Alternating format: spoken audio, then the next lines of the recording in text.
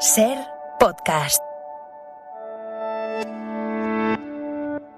Hola, soy Bruno Alemán y esto es Play Fútbol, el podcast de fútbol internacional en el que te hablamos del juego. También los jugadores han hablado, hemos comentado el cambio de sistema juntos. No es que yo me he tomado la decisión solo, le he dicho, mira, para mí tenemos que cambiar un poco, estaban de acuerdo, lo hemos hecho. Es Carlo Ancelotti en la rueda de prensa postpartido reconociendo que consensuó con sus futbolistas al descanso ese cambio de sistema, que democráticamente en el vestuario eligieron variar y pasar a un 4-3-3 que a la postre sería decisivo. Pero esto al final es una verdad a medias, porque Ancelotti sabía que solo tenía que proponer algo para que los jugadores se lo compraran. Primero porque tenía todo el sentido del mundo. Con el cambio de sistema, Bellingham iba a estar fijando a centrales, iba a fijar por tanto a Hummels, y Ryerson, el lateral derecho encargado de marcar a Vinicius, no iba a tener permanentemente las ayudas del central alemán cada vez que Vinicius le sorteara. Y segundo, para presionar mejor, con Bellingham y Fede Valverde en esa primera línea de presión, acosando a Hummels y a Schlotterbeck, el Dortmund lo tenía mucho más complicado para salir jugando desde atrás. Pero los futbolistas, insisto, le hubieran comprado a Ancelotti que Courtois jugara de 9 en la segunda parte. Porque es un vestuario entregado a Carleto por el cariño que transmite a cada jugador y no nos engañemos, también por su fiabilidad en la toma de decisiones. El vestuario cree a muerte en Ancelotti y esa es una de las cosas más difíciles de conseguir para un entrenador. Carlo sumó el sábado su quinta Champions. Seguramente estamos hablando del mejor entrenador de lo que llevamos de siglo XXI si atendemos al menos al palmarés. Pero es que en esta Champions Ancelotti ha sido tan protagonista como el que más. Si nos remontamos a las Copas de Europa que ha levantado el Madrid en los últimos 10 años, la de 2014 va a ser recordada por el cabezazo de Ramos contra el Atlético, la de 2016 por los 16 goles que marcó Cristiano en la competición, 2017 por ese juego preciosista del equipo de Zidane con Modric, Kroos e Isco dominándolo todo, 2018 por la chilena de Gareth Bale y 2022 por las remontadas y por ese papel bestial tanto de Courtois como de Benzema. Pero es que la de 2024 es toda de un Ancelotti que supo disimular durante la temporada primero el vacío que dejó Benzema por su salida y después el que dejaban Courtois, Álava y Militao por sus graves lesiones. Esta es la Champions de la cejita hacia arriba.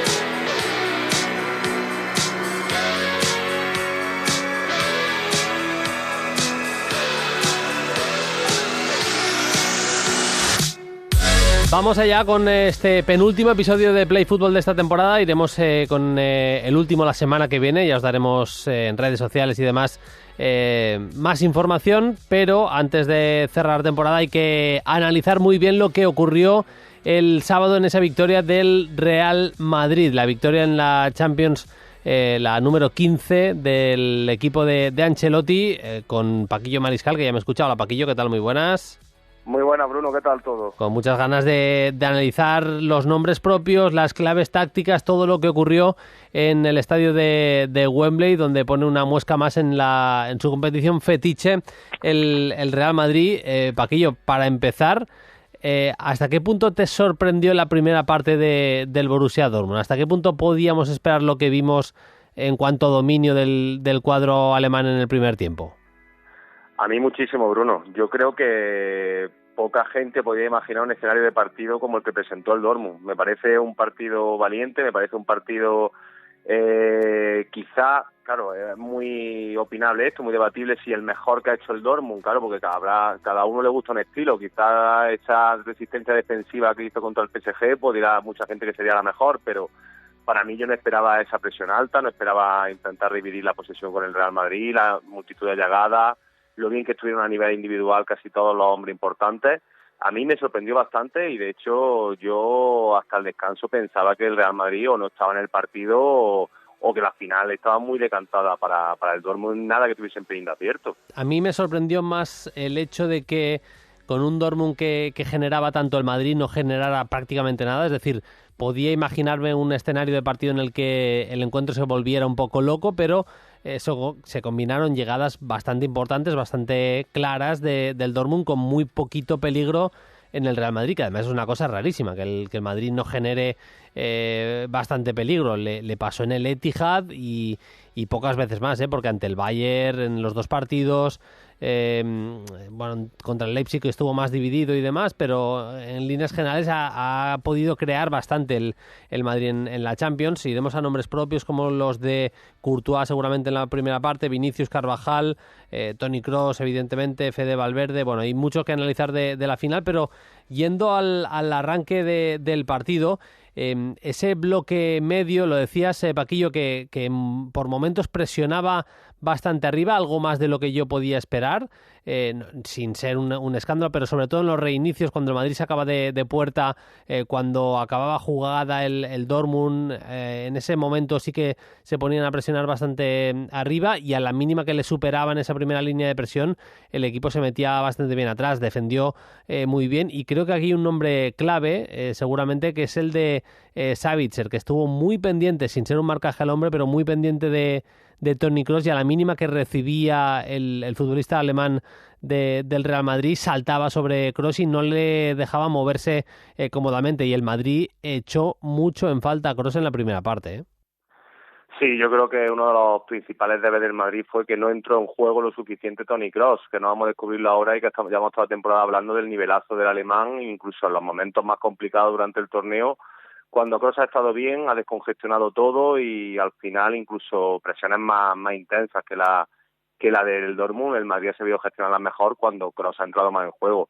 Me ha dejado bien Savitzer, que yo cuando suelo comentar a algún jugador a seguir en alguna previa, Bruno, normalmente me equivoco muchísimo y es verdad que los primeros 45, el trabajo sin balón que comentábamos en la previa del partido, la verdad que el austríaco lo hizo francamente bien, jugador muy pegajoso y que encima muy bien a sus marcas.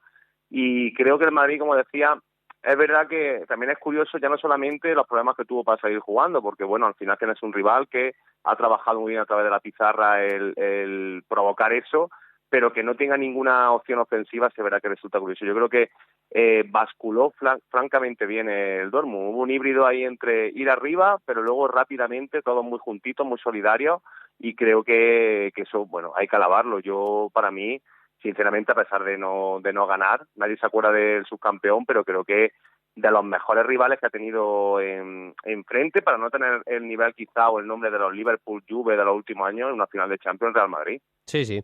La idea además la tenía muy clara a la hora de atacar. El equipo podía mastigar un poquito más las jugadas, pero cuando más daño hacía era cuando era vertical, incluso con pases directos. Tanto Schlotterbeck como Hummels dejan solos Schlotterbeck a Füllkrug prácticamente solo, aunque es verdad que acaban pitando fuera de juego en esa acción, y Hummels deja absolutamente solo a De Jemi, que vamos a decir que se puso un poco nervioso ante Courtois, ante el gigante Thibaut Courtois, pero incluso metiendo pases los centrales, porque no estaba presionando bien el Real Madrid, no estaba ajustada esa presión con esa especie de 4-4-2 en el que Vinicius y Rodrigo no eran ni extremos ni delanteros del todo, esa posición un poco híbrida con bastante libertad, pero sin presionar del todo, y bueno, ahí Hummels y Schlotterbeck tienen un pie súper delicado para meter esos últimos pases, y además cuando podían tejer jugada y pasaban esa primera línea de presión, se ponían a correr, y bueno, y esa acción también de Adeyemi de Brandt que deja solo a Adeyemi, tuvo varias en la primera parte el Borussia Dortmund, y yo en esa resistencia del Madrid destaco un par de nombres, Paquillo, no sé si coincides. Uno ya lo hemos dicho y hay poco más que añadir, que es el de Thibaut Courtois, que sin hacer grandísimas paradas, lo que impone Courtois yo creo que se vio en los delanteros del Dortmund. Füllkrug, esa que se va al palo, la quiere ajustar muchísimo porque sabe que ahí enfrente tiene a Courtois. Una de las que se queda solo, Adeyemi, saca un remate abajo, que eso para los porteros altos es complicadísimo de parar, y en cambio Courtois hace la típica estirada de mano abajo fuerte y la saca hacia el lado.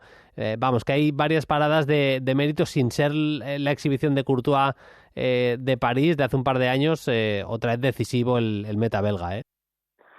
Sí, totalmente. Yo creo que al final lo que tú dices, la figura, el nombre, quién es él, también impone mucho. No sabremos qué hubiese pasado si el Lunin el que hubiese estado en esa portería contra Adeyemi o Füllkrug, no lo sabremos nunca, y mejor no pensarlo, pero es verdad que Courtois, a pesar de que lleva un mes de pretemporada, digamos, ya con el Madrid con la Liga ganada, que ha jugado muy bien, imbatido, podríamos haber ciertas dudas, y yo creo que son muy razonables, porque al final el ritmo competitivo no es una final de Champions, pero ha vuelto a demostrar que es de lo mejor del mundo, si no el mejor, incluso a pesar de estar 8 meses fuera, y eso al final se te baja las persianas cuando era un delantero rival y tiene un meta de esta índole. Y luego yo creo que también el nombre de Rüdiger, que ha sido el mejor central de la temporada del Real Madrid, inclusive el día D, el día más importante, y que pues, probablemente ahora mismo Bruno, si no es el mejor central del mundo, anda muy cerquita el alemán. Totalmente. Quería destacar otro nombre, y es el de Fede Valverde. Fede se puso a correr sin parar en la primera parte, y me apetecía además destacarlo, Paquillo, porque, fíjate, no ha sido su temporada más espectacular, ha tenido momentos en otros años en los que su llegada era comparable a la de pocos futbolistas, pero es que en el partido contra el Dortmund es que prácticamente era al mismo tiempo interior derecho y extremo diestro. O sea, en muchos momentos le tocaba a él llenar la banda. No paró de correr, de sacrificarse por sus compañeros, y enseguida iremos a la segunda parte, pero cómo presionó también Fede en la segunda parte, me parece que fue clave. Considero que le ha dado muchísima estabilidad Fede al Real Madrid esta temporada, ¿eh?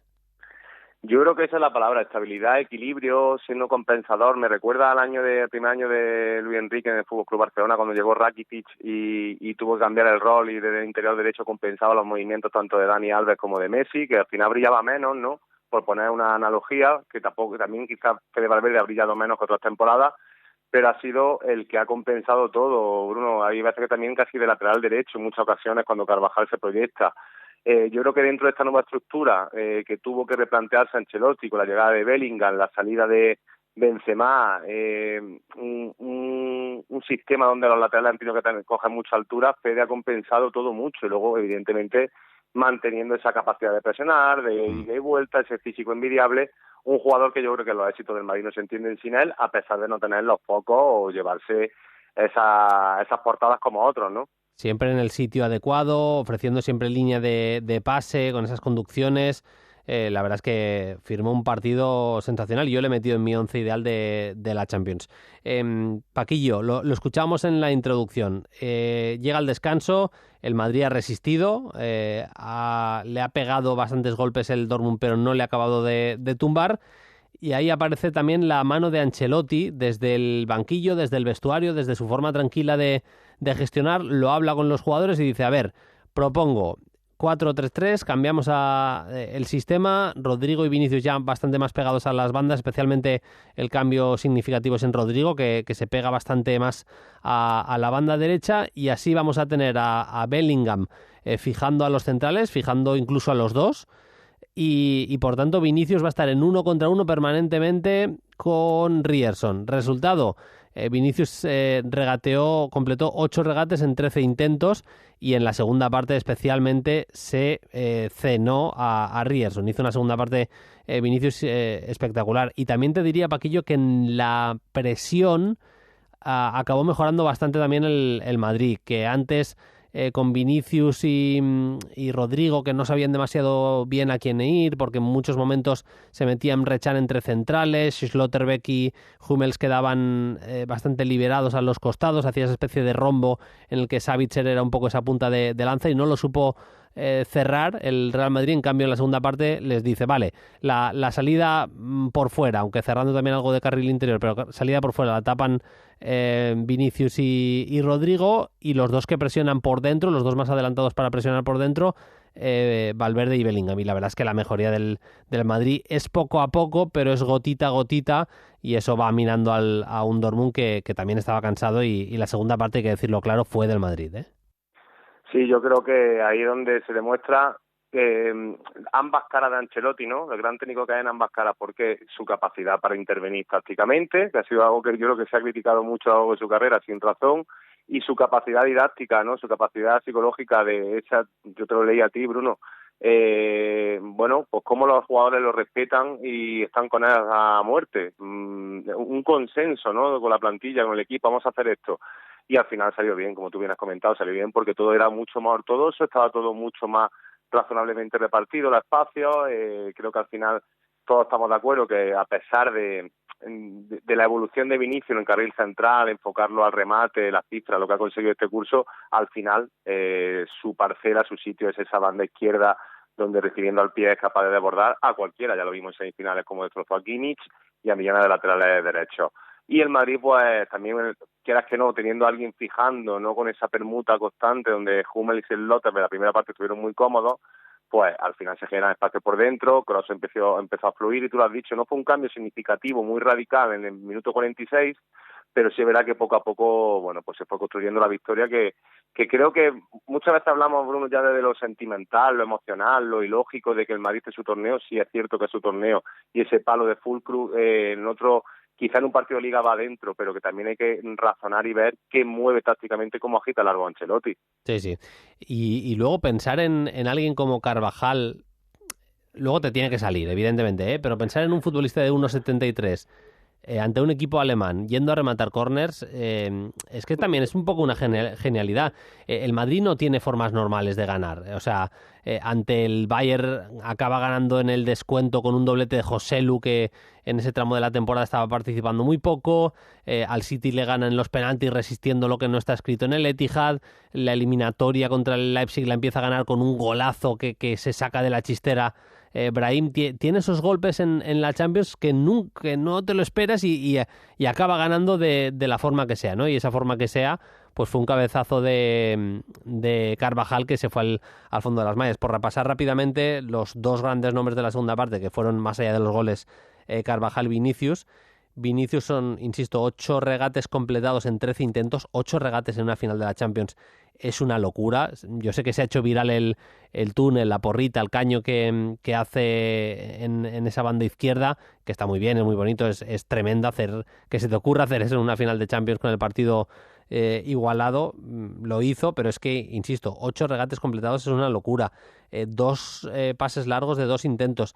Ojo, disputa 23 duelos, o sea, en total son 23 duelos disputados de Vinicius y gana 14.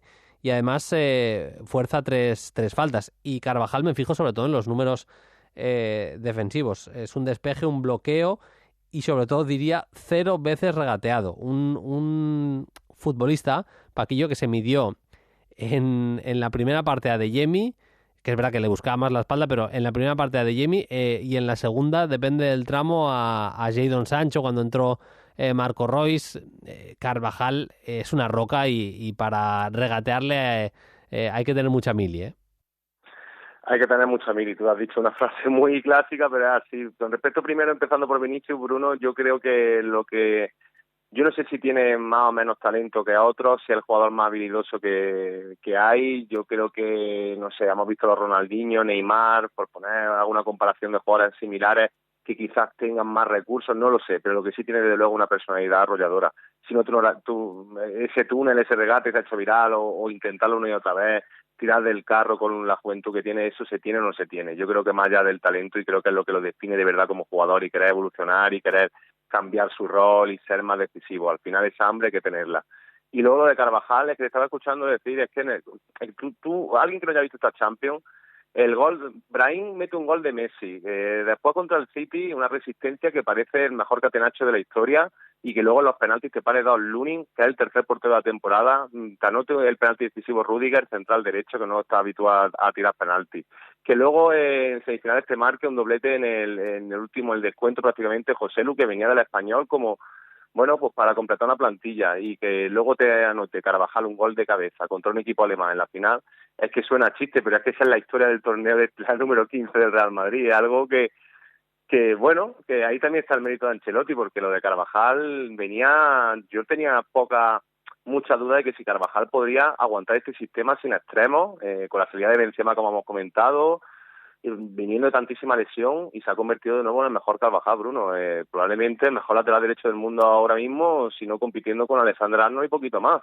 Sí, y de Alexander-Arnold hay que quedarse con algún momento, pero yo, si vamos a esta temporada, me parece el lateral derecho del año. Yo en mi 11 ideal de la Champions he metido a Lunin en la portería, Carvajal, Hummels, Rüdiger en defensa, con Kroos, Fede Valverde, Vitinha y Bellingham en ese rombo en el centro del campo, y Foden, Kane y Vinicius en ataque. Ya lo había metido en Twitter y por eso lo pongo aquí. No sé si tú tienes preparado el tuyo, Paquillo, lo quieres hacer en directo, te lo quieres pensar y me lo dices luego, lo que tú me digas, ¿eh? Te lo puedo hacer en directo, sí. Creo. Yo metía sí o sí a Lunin, segurísimo. Rüdiger, por supuesto. Yo metería a Slotterberg. Sé que Hummels ha renacido, pero yo creo que a Slotterberg me ha gustado mucho su Champions.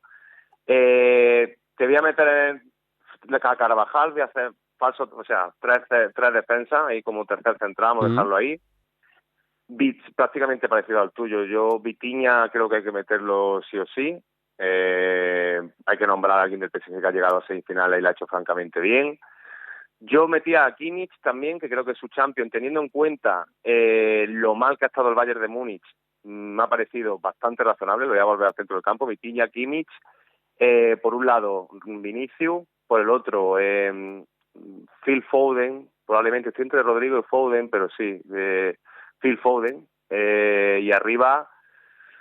Pues yo, es que para mí la Champions de Bellingham tampoco ha sido tan buena. O sea, no sabría decirte. Me falta arriba gente, Harry Kane seguro, Bruno, y los otros dos, déjame que me lo piense, te lo digo luego. Sin problema. Te has dejado a Toni Kroos, que me parece una... Ah, bueno, claro, por supuestísimo.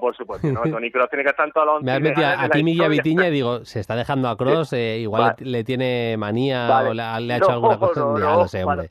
Para nada. Sí. O sea, pues mira, lo incluyo en el centro del campo, me faltaría solamente un acompañante de Harry Kane, ¿vale? Para acabar el 3-5-2.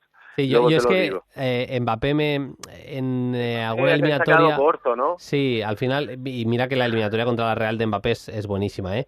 Pero sí. Mira, a Bellingham lo he metido al final porque, a pesar de que no le salían las cosas a nivel futbolístico en eliminatorias, nunca ha parado de esforzarse, lo ha dado todo, y luego en fase de grupos, si no fue el mejor jugador de la Champions, estuvo cerca, marcó un golazo tremendo en el de Armando Maradona, en el estadio del Nápoles, y por eso lo he metido, aunque soy consciente que en eliminatorias ha bajado bastante el nivel Bellingham respecto a lo que habíamos visto en esa fase de grupos. Pero bueno, luego lo acaba de completar Paquillo. Tenemos muchos más temas, hay preguntas de los oyentes, y sobre todo hay nuevos entrenadores que se han presentado en estos últimos días, empezando por lo de ayer por la tarde, José Mourinho, nuevo técnico del Fenerbahce. First of all, I want to thank you for your love.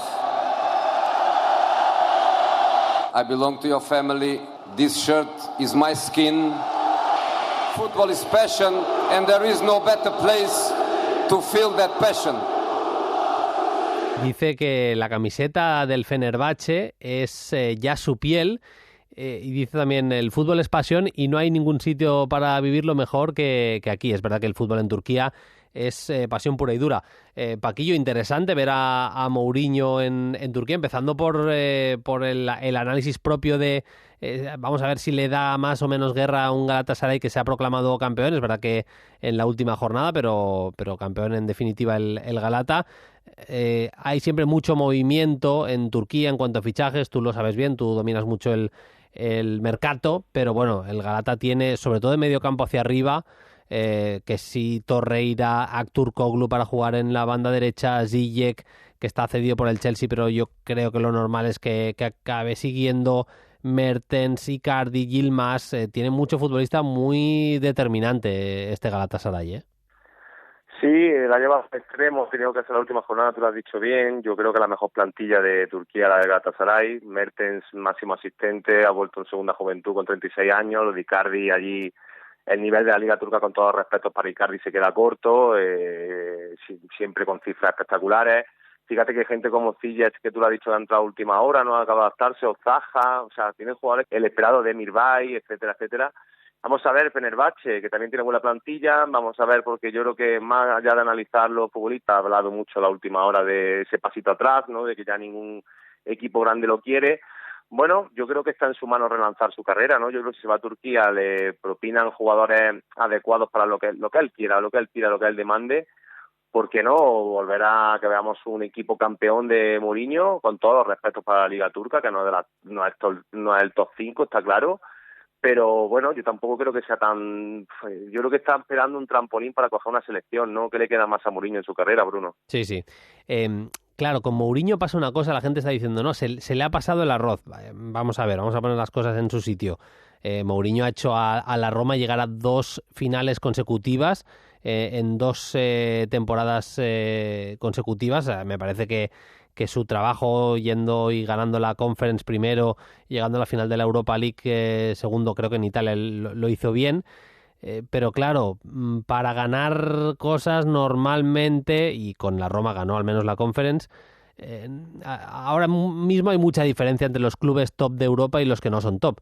Y es verdad que seguramente por demérito propio, por temporadas que no le han ido tan bien, que si Manchester United, especialmente, también el Tottenham, bueno, ya no tiene ese caché Mourinho de un Klopp, de un Guardiola, es decir, seguramente ya no tiene ofertas de los mejores equipos del mundo, y si no estás en esos equipos, ganarle a esos equipos es muy jodido, con perdón. Así que no es tanto, no es solo que a Mourinho se le haya caducado el carnet de entrenador, que para mí no se le ha caducado, sino que no es fácil competir contra bicharracos europeos. Es evidente, es así, y me parece que es obvio. Vamos a ver con los Livakovic, Tadic, Dzeko, Fred y compañía, Irfan Kahveci también, que me encanta el futbolista turco. Vamos a ver la guerra que da Mourinho con el Fenerbahce esta temporada. Otro al que han presentado, vamos primero con los que son oficiales. Vincent Kompany, nuevo entrenador del Bayern de Múnich. I want the season to start tomorrow. I'd like training to start tomorrow. I don't see the game in any other way than scoring goals. For me, that's the key thing. A lot of work and making sure everybody does that. Vídeo de presentación de Vincent Kompany en el Bayern de Múnich, que decía que promete mucho trabajo, que todo el mundo va a trabajar muchísimo, que no puede esperar para que empiece la temporada. A ver, Paquillo, es una decisión bastante rara la del Bayern de Múnich, y porque claro, es que es un entrenador que acaba de descender con el Burnley, que en la temporada del ascenso, precisamente con el Burnley de Championship, de la segunda categoría inglesa a la primera, fue tremendo, pero este año también hay que decirlo, ha sido poco menos que un desastre, ¿eh? Yo creo que la gran sorpresa, ¿no, Bruno? A ver, sorpresa en el sentido de que tenemos que esperar algún nombre ya un poquito más random, un poquito más que no impactase para el banquillo de Bayern Múnich, porque se ha filtrado y se sabe que muchísimos nombres han dicho que no. O sea, esto ya era una rifa porque nadie quería sentarse ahí, pero claro, yo creo que a mí al menos me sorprendió mucho cuando leí el nombre de Vincent Kompany, cuando sabía que se iba a oficializar, porque tú lo has dicho, poco recorrido. Es verdad que en Champions League, que puede ser probablemente la segunda categoría más importante de Europa, la más difícil, vale, estamos de acuerdo, un trabajo espectacular, pero luego al final el titular para el aficionado medio de Múnich, Bruno, viene un tipo que ha defendido a un equipo en Premier, por muy buen modelo de juego que tenga, por muchas expectativas que haya sobre su figura como entrenador. Vamos a verlo porque yo creo que la presión para él es ninguna, pero para el Bayern de Múnich es absoluta. Sí, fíjate, yo hacía la reflexión en Twitter el otro día. Al final este año han ganado la Conference, la ha ganado Mendilibar, que tiene 63 años, la Champions la ha ganado Ancelotti, que tiene 64, y la Europa League la ha ganado Gasperini, que tiene 66. Esto no quiere decir que los entrenadores jóvenes no valgan. O sea, lo que ha hecho Thiago Motta con el Bolonia, para mí, es como ganar un título. Lo que ha hecho Michel con el Girona, para mí es como ganar un título. Y lo que ha hecho Xabi Alonso con el Leverkusen o Arteta, que también es muy joven, con el Arsenal, es que está fuera de toda duda. O sea, hay entrenadores jovencísimos que son buenísimos.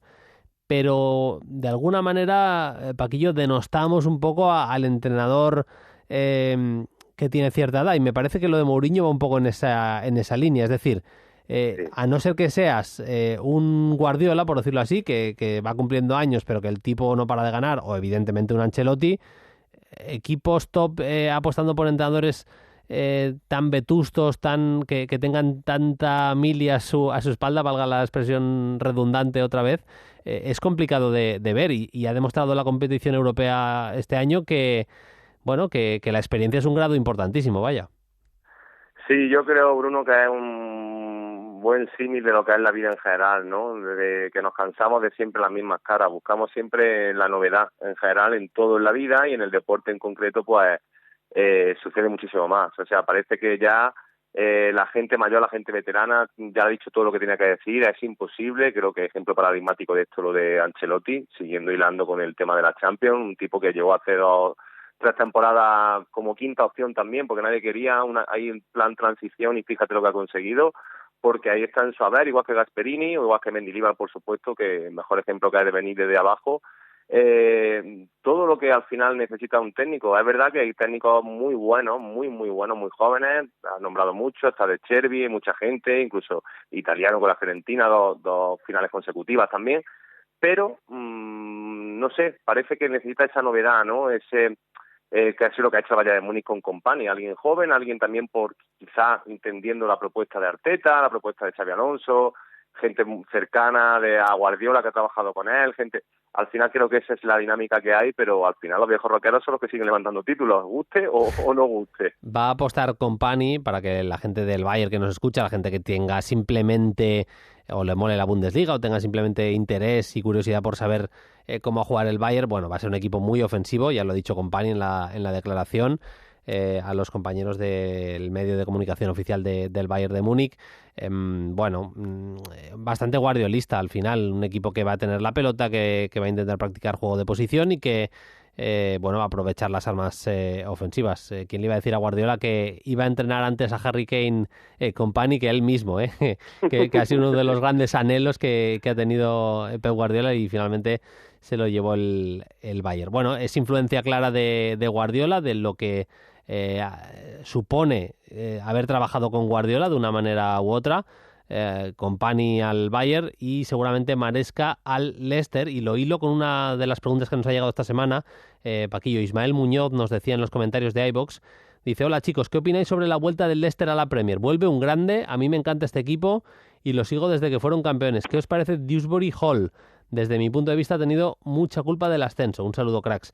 Pues bueno, es un equipo que ha jugado muy bien también con Maresca, juego de posición, 4-1, 4-1 muchas veces, con Dewsbury Hall en plan crack, en plan estrella, y ha acabado, ha jugado tan bien, Paquillo, que ha acabado provocando que el Chelsea se fije en Maresca para firmarle para su proyecto nuevo. Yo creo que cuando hablamos del Chelsea hay que tener cuidado, Bruno. No sé cómo va a salir la cosa. Hace unos años estábamos hablando tú y yo de Pochettino. Creo que, fíjate, en este caso puede ser interesante el hecho de no ir a por un nombre propio ya muy contrastado, tipo Pochettino, y quizás, pues en este caso sí, no que hablamos antes del Bayern, darle la rienda a alguien menos experimentado, con menos presión, porque sabemos que el proyecto del Chelsea puede romper por cualquier lado. Y es verdad que su Leicester, yo lo que he podido verlo, un equipo pues que también quiere la pelota, también muy ofensivo, también con Dewsbury Hall jugando de interior, con Harry Winks y Ndidi, gente de muy buen pie, extremos abiertos por fuera, un equipo que yo creo que tiene plantilla el Chelsea, evidentemente, para que Maresca proyecte lo que a él le gusta como estilo de juego. Pero insisto que muy piano y muy con pinzas todo lo que rodea al Chelsea, porque me espero cualquier cosa, cualquier barbaridad también en cuanto al mercado, vamos a ver. Porque sinceramente si fuese aficionado del Chelsea yo estaría con bastante miedo en general, fuese quien fuese, Maresca o quien sea el que se sienta ahí, porque no están haciendo las cosas como deberían. En cuanto a la pregunta del oyente, 12 goles, 15 asistencias, Dewsbury Hall, que por cierto es un centrocampista completísimo, que tiene muchísimo talento para meter últimos pases, para llegar, un jugador de verdad de un talento tremendo y que podría estar perfectamente en la selección. Ya tiene 25 años, pero jugador para el futuro, para estar bastante atentos, y Maresca, insisto, como entrenador tiene bastante buena pinta. Y nos preguntaba también David Villalba, dice en comentarios de iVox: hola, ¿cómo veis a Bruno Guimaraes para el mediocentro del Madrid y mover a los franceses al interior? Pues yo, David, creo que va a meter a Fede Valverde un poquito más atrás, que va a hacer algo así como Camavinga y Fede más Bellingham, seguramente una especie de 4-3-3. Creo que es la idea de Ancelotti de cara al año que viene. Bruno Guimaraes me gusta muchísimo. Creo que sería un muy buen mediocentro del Real Madrid, pero no acabo de ver lo de Bruno más los franceses de interiores, especialmente a Tchouaméni. Me lo creo más como pivote posicional, a pesar de que tampoco sea un mega especialista a nivel de Casemiro, pero evidentemente Bruno Guimaraes es uno de los jugadores a tener muy en cuenta en este mercado, porque parece que podría salir del Newcastle. Bueno, Paquillo, te vuelvo a saludar una semana, que tenemos la última función de la temporada. Como siempre, un placer. Te envío un abrazo. Gracias. Muchas gracias, Bruno. Un abrazo. Chao, chao. Por cierto, antes de escuchar el sonido de la semana, dejadme poner en valor el nombre de Juni Calafat. Se dice siempre que el director deportivo del Madrid es Florentino Pérez. Hombre, lo puede ser para firmar a jugadores como Bellingham o como Mbappé, que yo también tengo ciertas dudas si no consulta con gente como Juni este tipo de operaciones, especialmente la de Bellingham. Pero a Fede Valverde, siendo un juvenil uruguayo, dudo que lo tuviera en el radar Florentino Pérez. A futbolistas que han triunfado pero venían de Brasil y bueno, tampoco tenían tantísimo nombre, como Rodrigo, como Vinicius. Me parece complicado que los tuviera 100% localizados alguien como Florentino Pérez, Camavinga. Bueno, es que nos cansaríamos, ¿no?, de decir todos los nombres. Así que a la gente que trabaja bien, nuestra enhorabuena, y creo que Juni Calafat y su equipo de trabajo se la han ganado. Es creo que algo bastante evidente. Vamos a cerrar con el sonido también que nos deja este fin de semana, más allá, fuera de la final de la Champions.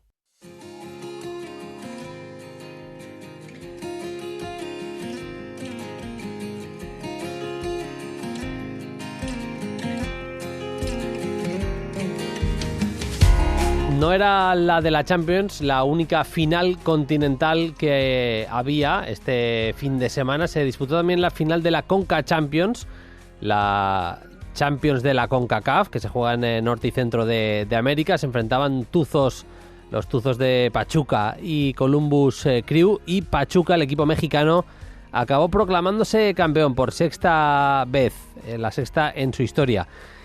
Y nos deja la historia del goleador que sigue vigente, Salomón Rondón, el goleador venezolano, el vinotinto, que nada, hace unos meses estaba todavía en River Plate. Pues bien, se fue a Pachuca, se fue a México, ha acabado máximo goleador del clausura de la Liga Mexicana, máximo goleador de la Conca Champions, mejor jugador, el MVP también de la Conca Champions, y evidentemente campeón, y marcó un doblete en la final, ni más ni menos que al equipo norteamericano de Columbus Crew. Este era el momento en el que le entregaban la copa al conjunto mexicano, a Pachuca, justo después de proclamarse, de vencer a Columbus Crew en la final. Los Tuzos. They are Champions Cup winners in 2024.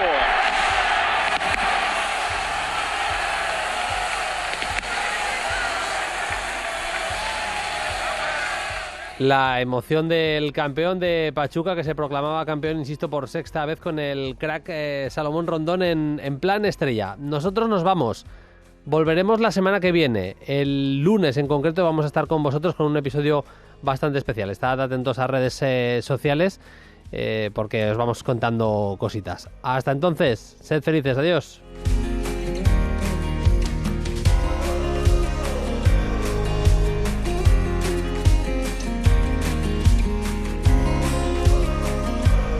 Suscríbete a Play Fútbol. Todos los episodios y contenidos adicionales en la app de Cadena Ser y en nuestros canales de Apple Podcast, Spotify, iVoox, Google Podcast y YouTube. Disponible los lunes a las 10 de la mañana. Cadena Ser. La radio.